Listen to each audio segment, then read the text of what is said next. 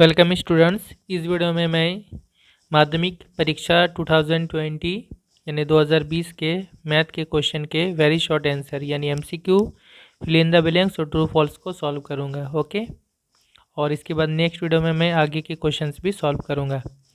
तो ये जो मेरे पास क्वेश्चन है ये विजय पब्लिकेशन का जो सजेशन है 2023 का, उसमें से मैंने ये क्वेश्चन देखा माध्यमिक परीक्षा का। तो यहाँ पे आते सबसे पहले एमसीक्यू में। पहला एमसीक्यू है, if a principal becomes twice of it in 10 years.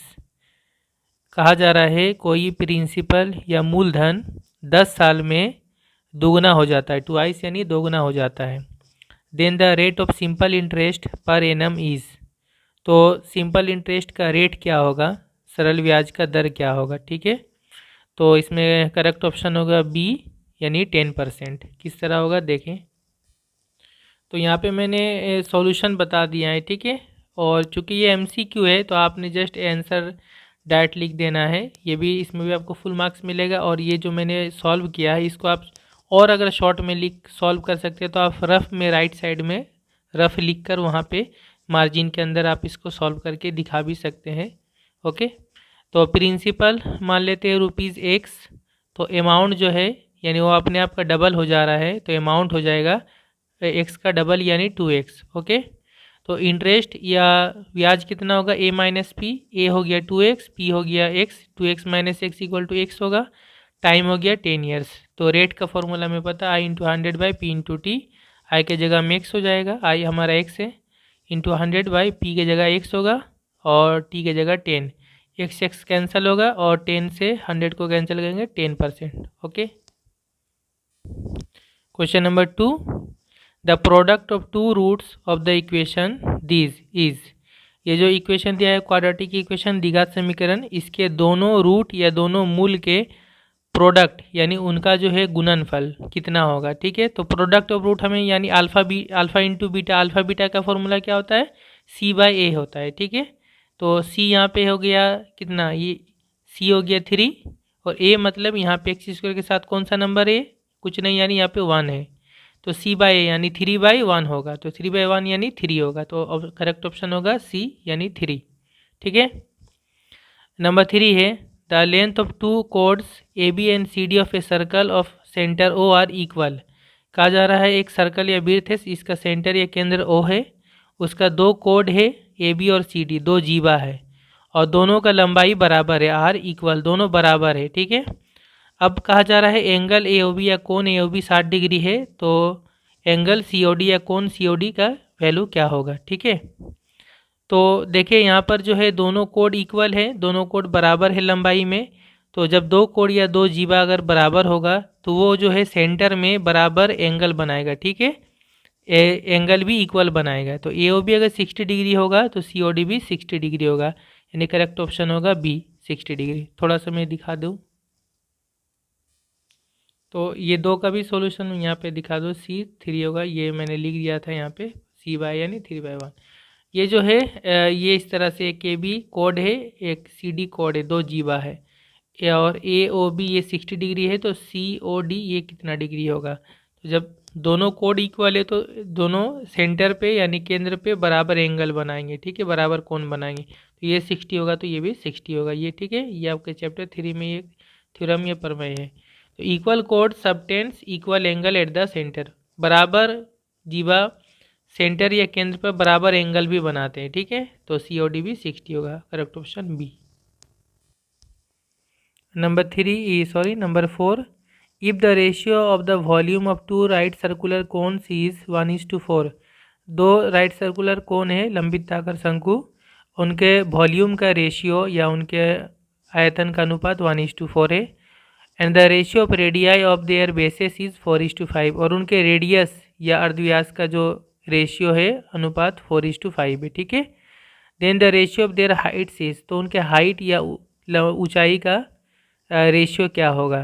तो करेक्ट ऑप्शन होगा 25:64। किस तरह से देखेंगे, ये देखिए दोनों का वॉल्यूम का रेशियो 1:4 है, तो मैंने वॉल्यूम मान लिया V1 और V2। ठीक है, V1:V2 1:4 और रेडियस का रेशियो 4:5, R1:R2 मान लेंगे 4:5। ठीक है, V1 पहले वाले का, V2 दूसरे वाले कोन का। तो वॉल्यूम का फॉर्मूला क्या होता है, 1/3 पाई आर स्क्वायर एच कोन का या शंकु का। तो V1 के लिए 1/3 पाई R1 स्क्वायर H1, ठीक है, और V2 के लिए 1/3 पाई R2 स्क्वायर H2, ठीक है। H2 equal to 1:4।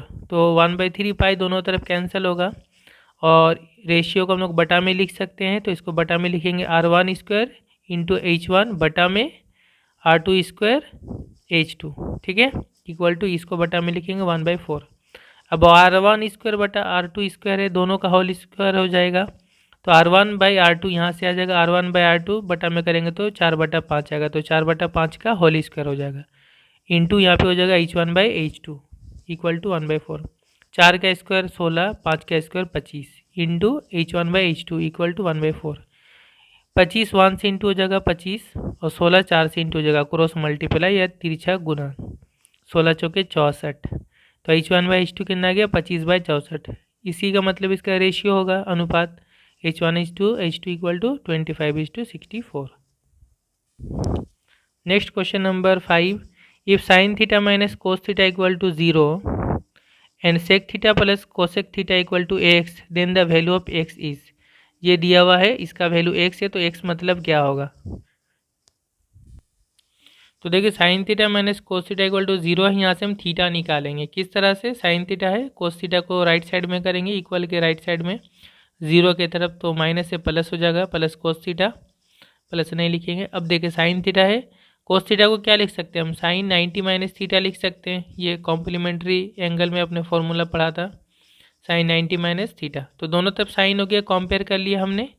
तो दोनों तरफ से साइन को अगर हटा देंगे तो theta equal to, left side में theta equal to right side में 90 माइनस थीटा। अब थीटा माइनस थीटा को इस तरफ कर देंगे तो प्लस थीटा हो जाएगा, theta plus theta 2 theta equal to 90। तो 2 से 90 को कैंसिल कर देंगे, थीटा इक्वल टू 45 आ जाएगा, काट देंगे अगर, ठीक है, 45 आ जाएगा। तो थीटा 45 आ गया। अब sec theta plus cosec theta 1 से, तो सेक यहाँ थीटा की जगह 45, यहाँ भी थीटा की जगह 45। सेक 45 मतलब √2, कोसेक 45 मतलब √2 इक्वल टू एक्स। √2 प्लस √2 2√2 हो गया, तो एक्स का वैल्यू होगा 2√2, यानी डी करेक्ट ऑप्शन होगा 2√2। और नंबर 6 से the mode of this data is, ये जो डाटा दी इसका मोड या बहुलक क्या होगा। तो मोड मतलब होता है जो नंबर सबसे ज़्यादा मरतबा यहाँ पे लिखा हुआ है, रिपीट हुआ है, उसी को मोड बोलते हैं हम लोग। तो देखिए यहाँ पे 8 जो है वो 1 2 3 4 4 मरतबा सबसे ज़्यादा रिपीट हुआ है, सबसे ज़्यादा मरतबा यहाँ पे आया है, तो इसका मोड क्या होगा, 8 होगा, करेक्ट ऑप्शन होगा सी, ठीक है। इसके बाद आते हैं फिल इन द ब्लैंक्स में। तो फिल इन द ब्लैंक्स में पहला है, Anisur invest ₹500 for 9 months in A business and David invest ₹600 for 5 months in the same business. कहा जा रहा है एक व्यापार है, बिजनेस है, उसमें अनीसुर ने 500 रुपये 9 महीने के लिए लगाया और डेविड ने 600 रुपये 5 महीने के लिए लगाया। The ratio of there profits will be, तो उनके प्रॉफिट या लाभ का रेशियो या अनुपात क्या होगा। तो देखिए जो भी आदमी या व्यक्ति जितना रुपए जितने महीना के लिए लगाएगा टाइम के लिए, उससे उसको इंटू करके उसका टोटल कैपिटल निकाला जाता है। तो अनीसुर का टोटल पैसा होगा 500 × 9 और डेविड का होगा 600 × 5, वो उनके कैपिटल का रेशियो होगा, ठीक है। और जो कैपिटल का रेशियो होगा उनका मूलधन का अनुपात, वही होगा उनके प्रॉफिट का रेशियो, ओके। तो यहाँ पे देखें आंसर होगा 3:2। पहले देखें किस तरह से सॉल्यूशन हो। Ratio of Capitals of Anisur and David, तो अनीसुर का था 500 × 9 इज टू डेविड का था 600 × 5। तो ये 9 5 45, 4500 हो गया और इसका 5 6 30, 3000 हो गया। दोनों तरफ से 2 2 0 कैंसिल करेंगे तो 45:30 होगा। इसको 15 से अगर हम कैंसिल करेंगे, 15 × 45, 15 दूना 30, 3:2। तो ये उनके कैपिटल का रेशियो हुआ, मूलधन का अनुपात। तो प्रॉफिट का रेशियो भी सेम होगा, ठीक है, क्योंकि कैपिटल का रेशियो और प्रॉफिट का रेशियो दोनों सेम होता है। मूलधन का अनुपात और उनके लाभ का अनुपात बराबर होता है, ठीक है। Ratio of their profit equal to ratio of their capital, तो वो भी होगा 3:2, यानी खाली जगह में हम लिखेंगे 3:2। अच्छा, इसमें इतना बना के दिखाना नहीं है, आपने जस्ट रफ में इस तरह से इस पार्ट को खाली रफ में लिख करके आप समझ जाएंगे 3:2 होगा। बस खाली जगह आंसर लिख के इस तरह लिख के 3:2 लिख देंगे, हो जाएगा। अगला क्वेश्चन है the roots of the quadratic equation x square plus 2bx plus c equal to 0 are real and equal. कहा जा रहा है ये जो क्वाड्रेटिक इक्वेशन है द्विघात समीकरण, इसका जो रूट है, ठीक है, इसका मूल जो है वो रियल है और इक्वल है, रियल और इक्वल है, ठीक है। तो रियल और इक्वल यानी बराबर होने से क्या होता है, b square minus 4ac equal to 0 होता है, डिस्क्रिमिनेंट जो होता है वो 0 होता है, बी स्क्वायर माइनस 4ac। तो यहाँ पे कहा जा रहा है बी स्क्वायर इक्वल टू, तब यहाँ पे क्या आएगा, यानी बी स्क्वायर का वैल्यू लिखना है, आंसर होगा ac होगा। किस तरह से होगा देखिए ये इक्वेशन है, ठीक है, समीकरण। Roots are real and equal, root जो है रियल है और वास्तव है और इक्वल बराबर है। डिस्क्रिमिनेंट डी जो है वो 0 होगा, क्या होता है बी स्क्वायर माइनस 4ac। तो यहाँ पे देखिए बी के जगह बी नहीं 2b है, तो हम अब बी के जगह 2b लिखेंगे, 2b का होल स्क्वायर माइनस 4, ए की जगह ए होगा, सी की जगह सी होगा 4ac। तो ये b square minus 4ac equal to क्या हो जाएगा 0। अब 2b का स्क्वायर कितना होगा 4b स्क्वायर होगा माइनस 4ac। तो 4ac को इक्वल टू के 0 की तरफ कर देंगे, तो माइनस से प्लस हो जाएगा, plus 4ac equal to 4b square. दोनों तरफ से 4 कैंसिल कर देंगे तो बी स्क्वायर इक्वल टू क्या आ गया ac, ठीक है। यही हमसे पूछा था, बी स्क्वायर इक्वल टू क्या होगा, तो आंसर होगा ac। इसके बाद दो सिंपल क्वेश्चन है, जैसे यहाँ पे बोला है if sum of two angles is खाली जगह then they are called supplementary angle. कहा जा रहा है दो एंगल का अगर सम या योग कितना होगा कि उनको सप्लीमेंट्री बोला जाएगा, यानी समपूरक। तो सप्लीमेंट्री मतलब क्या होता है, जब दो एंगल को जोड़ के 180 डिग्री होता है तो उसको हम लोग सप्लीमेंट्री समपूरक बोलते हैं। तो यहाँ पे हो जाएगा 180, यानी आंसर होगा 180 degree. Okay. And number 4 maximum value of sine 3 theta is, sine 3 theta का सबसे मैक्सिमम या बृहत्तम अधिकतम मान क्या होगा, सबसे ज़्यादा। तो देखिए साइन 3 थीटा रहे या जो भी थीटा रहे, ठीक है, उसका साइन का हमेशा सबसे ज़्यादा वैल्यू 1 होता है, ठीक है। जैसे आपने पढ़ा होगा साइन 90 का वैल्यू कितना होता है 1 होता है। तो साइन 3 थीटा रहे, 4 थीटा रहे, 5 थीटा रहे, जो भी थीटा रहे, साइन का सबसे ज़्यादा वैल्यू 1 होता है, तो मैक्सिमम वैल्यू होता है 1। अगर इसके तरह का क्वेश्चन आ गया साइन का सबसे कम वैल्यू कितना होता है, तो -1 होता है, ठीक है। तो अगर इस तरह का क्वेश्चन, हालांकि वो सिलेबस में नहीं है लेकिन फिर भी अगर आ जाता है तो आप लिख सकते हैं minimum value of sine 3 theta या 4 थीटा -1 लिख सकते हैं, ठीक है।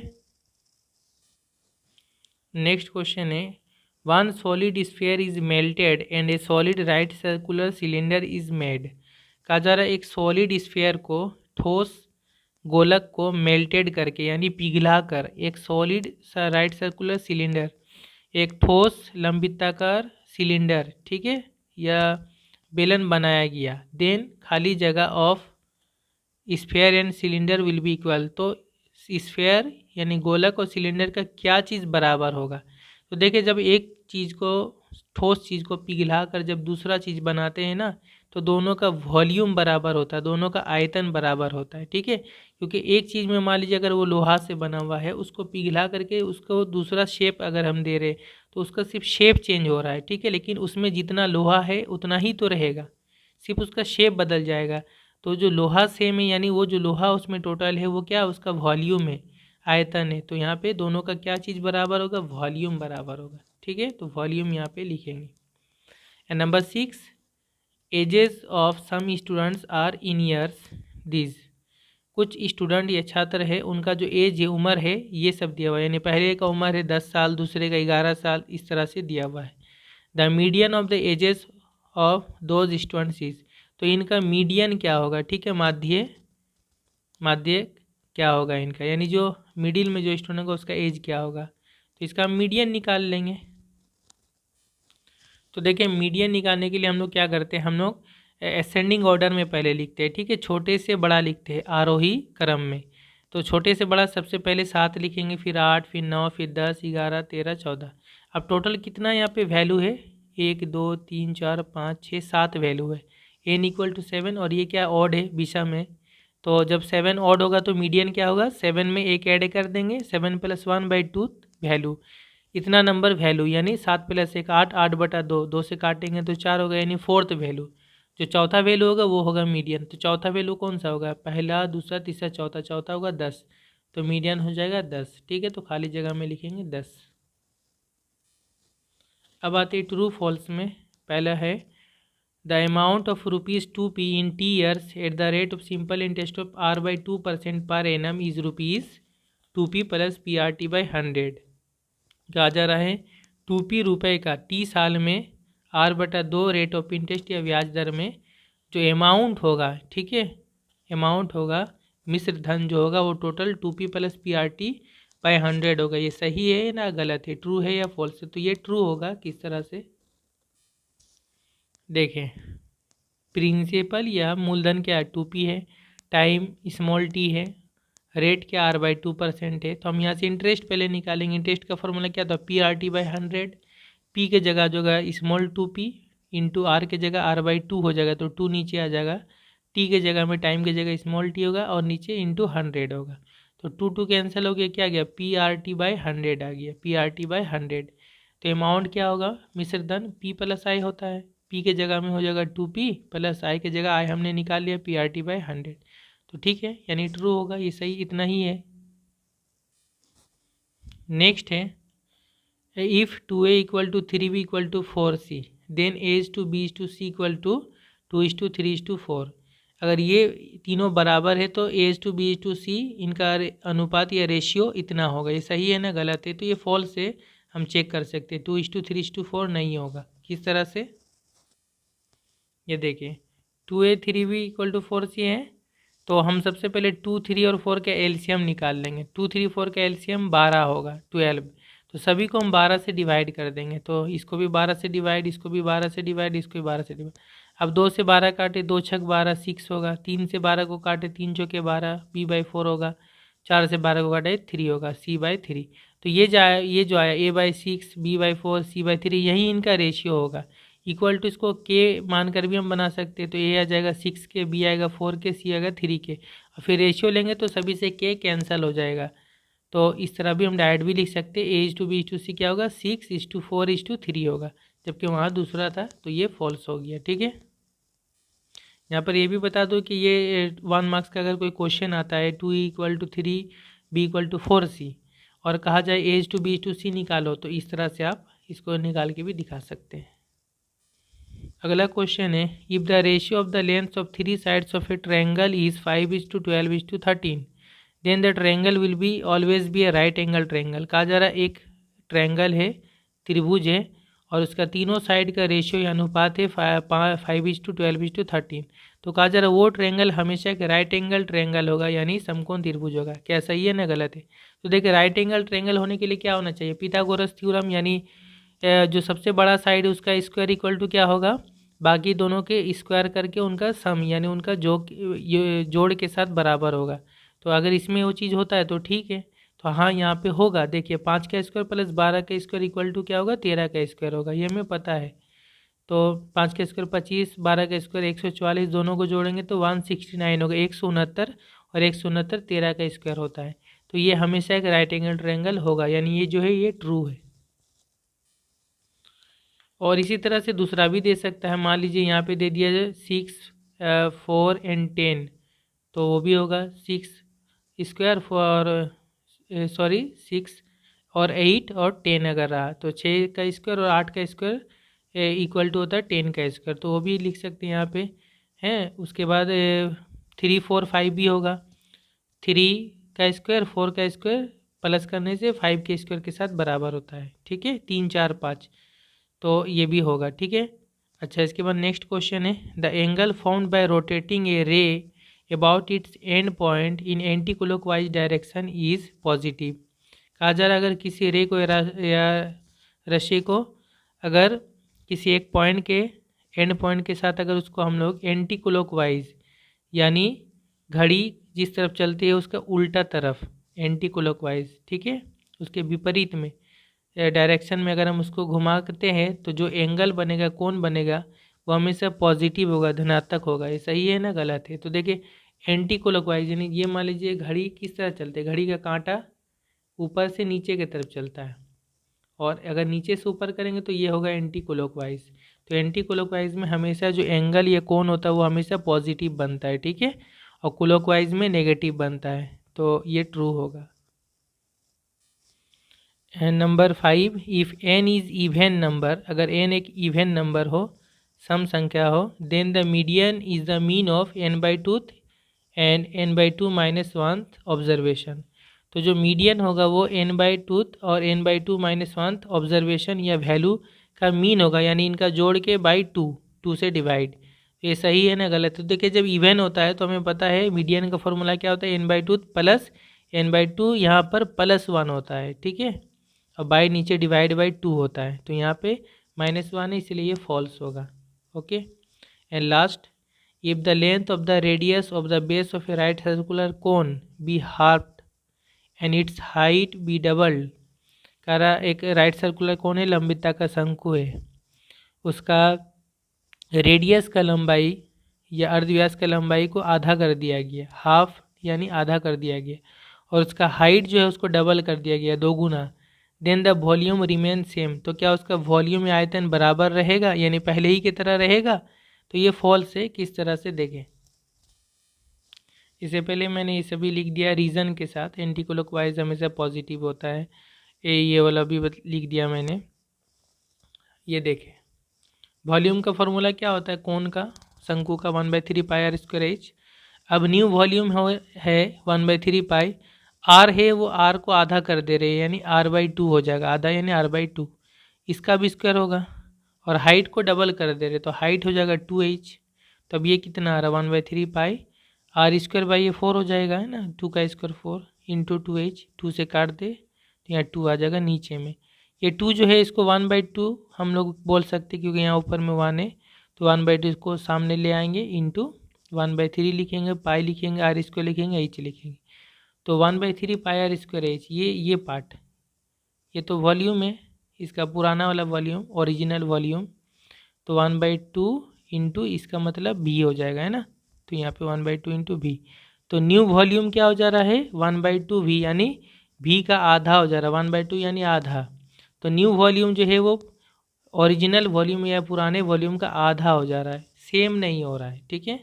New volume is half of original volume, जबकि वहाँ पे बोला है कि आप बराबर होगा, सेम रहेगा, तो वो फॉल्स होगा, ठीक है। तो स्टूडेंट ये हमारा वेरी शॉर्ट आंसर कंप्लीट हुआ। नेक्स्ट वीडियो में मैं जो शॉर्ट आंसर है 2 मार्क्स का, इसको मैं सॉल्व करूँगा। Okay, thank you very much for watching. और जो मैंने सॉल्व किया है उसका मैं PDF फाइल डिस्क्रिप्शन में दे दूँगा, आप उसको डाउनलोड करके भी रख सकते हैं, ये क्वेश्चन भी मैं दे दूँगा। ओके।